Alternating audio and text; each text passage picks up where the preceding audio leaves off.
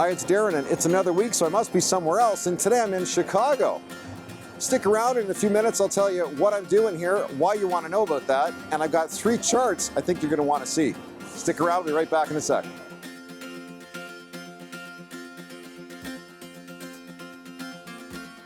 Hi, and welcome to Chicago. Neil and I just finished up attending the 2-day STEP Canada USA Cross-Border Conference. STEP stands for the Society of Trust and Estate Planners. So this was a conference that was very well attended by cross-border accountants and lawyers and a few financial advisors like us who do business and help people that have money and family on both sides of the border. And this is a very high-end conference. It's actually the first time they've done this in years. COVID didn't help with shutting the borders down, but very high-end conference, and we had a lot of really interesting presentations. I brought my notes just to give you a quick rundown of what we talked about. We had cross-border tax and estate planning, obviously, but also a lot of things around estate administration, which we often get quite involved in, and Katie in particular in our team is extremely skilled at how to help with transfers of assets from one country to the other, especially in estate situations. We had cross-border philanthropy. The one that I thought was really interesting was 50 Ways to Make a Family, which is around estate planning for really complicated family situations like divorce and remarriage. Sometimes people get married several times on both sides. Cohabitation issues, adult adoption. That was an interesting one about how that's an increasingly real thing as people, especially in the United States, want to deal with succession and will adopt adult children that may have come from another relationship. So that's interesting. Gender fluidity, surrogacy. This one was really interesting. Posthumous conception.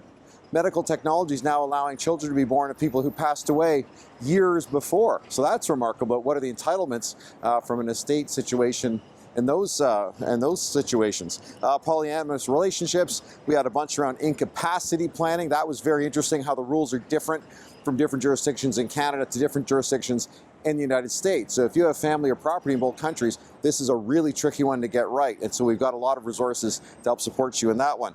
There was also one that we just attended on cross-border life insurance, which is very good because there's a lot of situations where a life insurance policy, for example, might be tax exempt in Canada, but may not be so in the United States. So for people who may have set up some of these structures before crossing the borders, really important we review them with you to make sure they still work.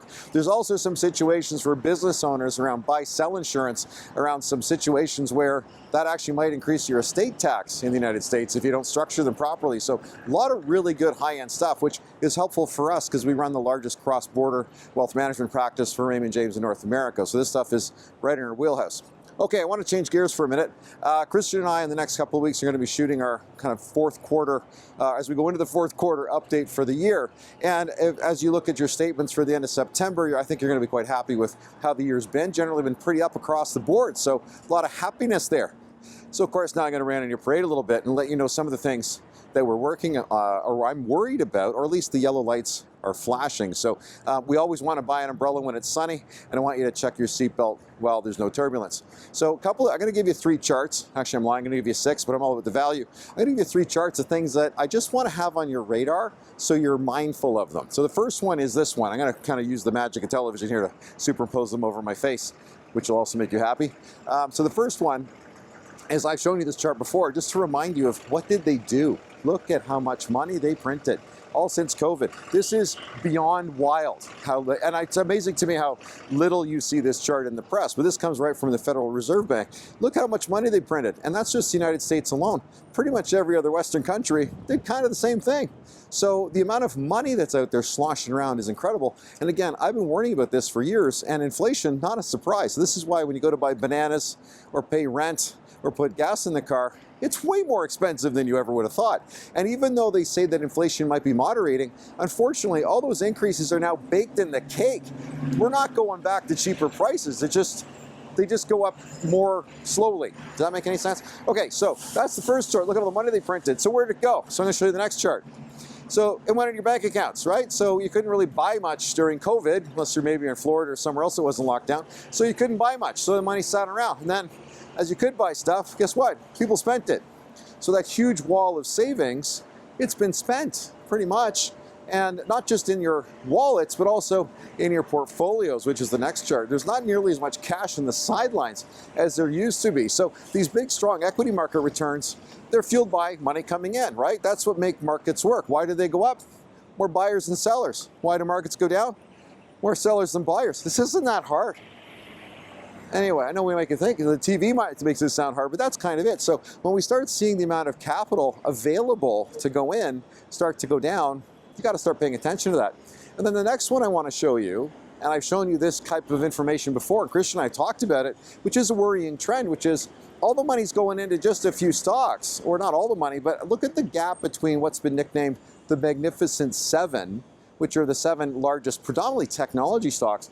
Now, granted, yes, they made a lot of money. Yeah, they're going to change the world. Yeah, I don't know when they're going to go down again. Who knows? But what I do know is when everybody's put in their same quarters in the same slot machines, this doesn't historically work out very well. So when you see that gap of just a few securities that are powering everything forward, and most of the rest of the market is okay, but kind of flat, like number one, forget FOMO, fear of missing out. Don't chase this stuff. That's rule number one. And again, I'm not predicting the market. I'm just saying pay attention to history. Don't chase this stuff.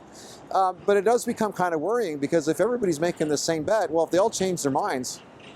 Now, that also says we have to be really careful where we're rotating, because just because the overall market numbers could go down because the influence of that 7's driving everything, there's still lots of other places that can be working. So this is where taking a fairly active approach in what we do really makes sense. Okay, quick jump from Michigan Avenue to Commerce Court in Toronto. In editing, I realized I missed 2 charts. I think that was because I was trying not to get run over while I was walking down the street in Chicago. So here's the 2 charts for you. So the first one are job openings in the United States. You can see that after the pandemic, it was pretty easy for anybody to find a job if they wanted to, but that's changing dramatically. The number of job openings has been slowing down considerably.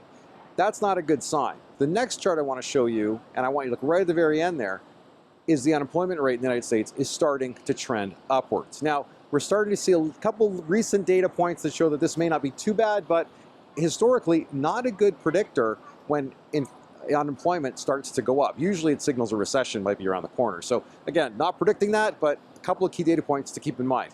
Okay, back to Chicago. And I know there's lots of stuff out there that talks about active versus passive, and this is, to be honest, more of an inside baseball type of argument, right? But we'll deal with that stuff. But the key thing is we've got to be paying attention, and it's about, and to me, investing is about being mostly right, not really wrong. And I think we've generally been mostly right. So, okay, so those are my, as they say, 3 charts, but I really gave you 6 because it's all about the value. So I want you to ruminate about those, think about those. Christian and I will do a much deeper dive than I can do walking along Michigan Avenue here in beautiful Chicago. And with that, I'm going to say goodbye and have a safe trip home. Take care.